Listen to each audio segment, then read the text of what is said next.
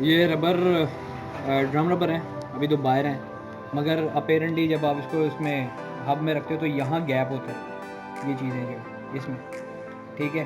तो हमने इस चीज़ का गैप जो है ना वो कम करना है, उसके लिए हमें ये ट्यूब चाहिए एक, ठीक है। ट्यूब को हम काटेंगे इस तरह से,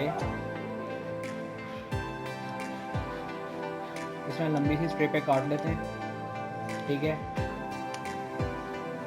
अब इसको हमने इस तरह से लगाना है कि इसके अंदर ये यूं बैठ जाए और यूं आ जाए। यहाँ हमने इसके नीचे एल्फी लगानी है ताकि ये चिपक जाए इसके साथ, और इसी तरह से यहाँ से काटेंगे और इसको भी एल्फी लगा देंगे ताकि ये दोनों गैप दरमियान में कम हो जाए।